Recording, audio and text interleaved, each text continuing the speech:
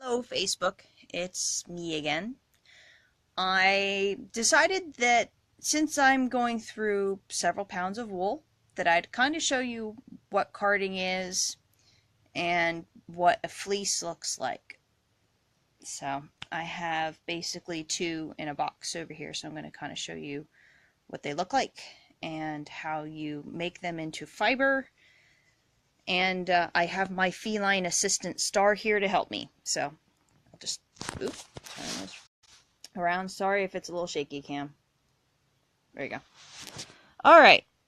So what we have here is washed fleece. We have white, just kind of like there's a whitish yellow. I've had this for quite some time, so I think the color's turning a little bit. But it is fully washed and needs carded. I also have a whole bit of gray as well. So these are washed, but they don't have the vegetable matter pulled out of it. I mean, they literally just sort of went through a Dawn bath, tried to not agitate it so it doesn't turn into a big chunk of felt, and go from there.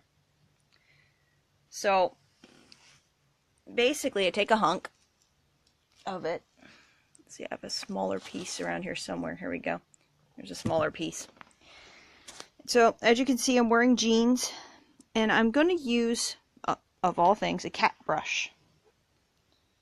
I have scissors to cut out the tangled pieces that are not good, and a cat brush. Now, you can use, there are carding paddles. I have a whole bunch of them. Here, I have a different piece here that I've been working on slowly but surely. And so what it is you have, let me get this a little easier. You have the fluffy, peaked parts of the wool. This is sort of what it looks like when it's not pulled out. This is a gray sheep. And so underneath you can see that it's gray. And it fades in the sun, so you end up getting these other color variants in the wool, but it's clean. But the back side of it has gotten all tangly and felted, even though I did my best not to agitate it. The back side of the fleece has felted a little. So I pull the peaks that are loose, like this is a loose fiber right here. So I pull these off, and then I snip away the felt on the bottom. And what I've been doing in this bag, I have all my felt scraps. What I'm going to do with my felt scraps, from both the white and the gray, it won't matter if they're mixed together in this case, is I'm going to rewash them, make them into solid pieces of felt. I have a good theory about using a frame with kind of like window mesh or something a little bigger, and creating my own sheets of felt, which I can use in making hats. Or at least that's the intention. So that means that I could make my own inner supplies without having to buy pieces somewhere else. Or at least that's the idea. But going back to the fibers we see here, these are loose. I work them from the base. And it's just a little hard while holding a phone. I don't have an apparatus to do this. But basically you would pull it apart, you know, either with your fingers, because you can finger pick wool, or you can use a spiny brush. This one doesn't have any tabs to it. But I always suggest wearing a medium density of denim when you do this, or have some, if you're doing this when you're reenacting or recreating, you'll want something like a twill on your lap, even if it's just a scrap piece of fabric or an apron or something. You're going to need something that's thick, like denim, so that if you're using any cards or any brushes like this, that it's not going to poke you. Because nobody wants to get poked through their clothes, unless you're into that sort of thing. Hi everybody! I see Jillian and I see Lois Ann And I see Steven is watching. Thank you for watching. But yeah, this is what basically a fleece looks like. It looks like a big tangled mess, really, when you purchase it. And I got this for nearly nothing because the people that owned the sheep near my parents' house, they don't use the wool for anything. So I'm going to have to find out what breed of sheep this is, unless somebody else out there knows. But free wool is always nice. I've had this gray fleece for several years. I think they stopped breeding sheep after a period of time. This was a neighbor that was down the road from my parents' house in Turbotville. But nonetheless, you can kind of see it's crimpy and curly, and that's when you spin it together after it's combed out, which it kind of looks like this. So you notice it looks a lot fluffier. The pieces are sort of organized a little bit more.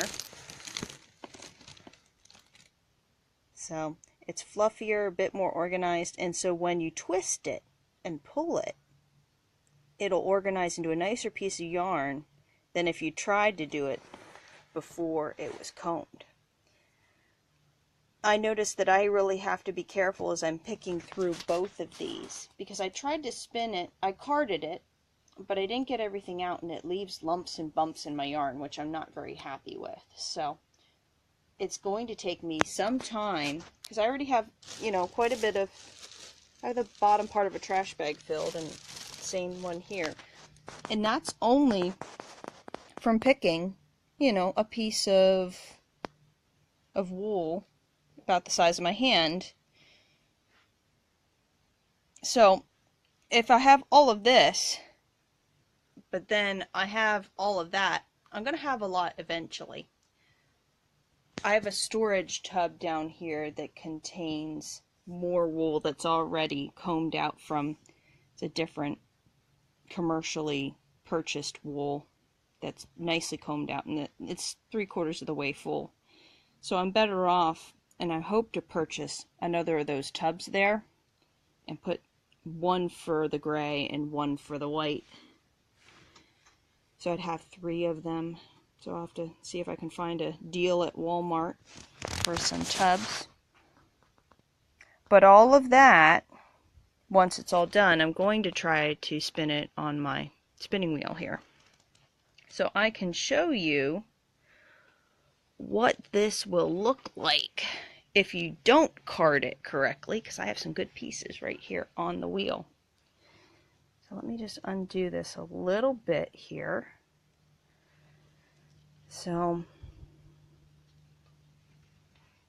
all right.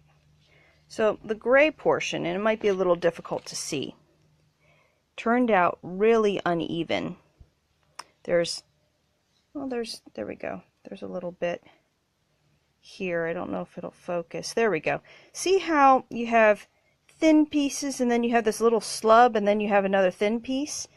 If you don't comb out the wool very well, you get these little tiny bits and bumps in your yarn, which can be interesting modern wise, but if you're trying to be a little bit more accurate, they didn't make perfect yarn back then, trust me. See, you even get inconsistency. This is some of the white that I've spun that's from the bag there, and you have these bumps in here.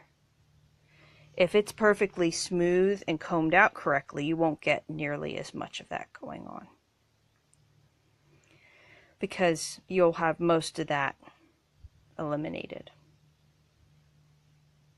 So, see, there's even a little bit of vegetable matter in there. That's the other thing, is trying to pick out all the grass and the hay and everything that the sheep has sat in for the past year, because they have to shear them yearly, is pretty challenging. But what I'm hoping to do in the end goal with this is that I have purchased fleeces that are clean. So that means that I have carded it, well, actually cleaned it, because these were bought dirty. So cleaned it, carded it, spun it, and then made it into something is kind of the goal. I did have somebody comment yesterday asking, well, gee, why don't you just buy the sheep? I live in a rented property, and as much as it would be wonderful to have sheep, I am certain there are certain ordinances that don't allow it, as well as the fact that I'm sure my landlady would not be thrilled with having sheep, even though it would keep the yard very nicely clipped. But nonetheless, that's kind of where we're at in the process and what I've been up to for the past couple days. I'm kind of excited in making my own felt eventually for my hats. I think that'll be a great venture, which ends up being sort of a byproduct of spinning the wool and creating fabric too. So I guess you could say byproducts of the wool industry are lanolin, which is used in a lot of cosmetics and like lotion. And then you also have the tangly pieces. Oh, I dropped that. There we go. Or you have all the tangly pieces like this that are really knotted.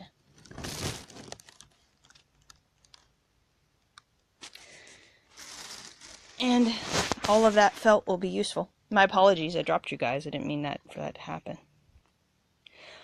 I don't know if they would like wool hats and scarves and whatnot, because it all depends if they are allergic, Jillian, because some people are allergic to wool and they can't wear it. You may want to see if you can find some really cheap at your local thrift shop. There's a whole bunch there, and I know that they wash them really well, but it's one of those situations where I'm not very fast at knitting or crocheting either, so you're probably better off. I'll see if I have some folks that might be really good at getting you what you need, Jillian. So, but anyway, I hope everybody sort of enjoyed all of the wool. Have a good day.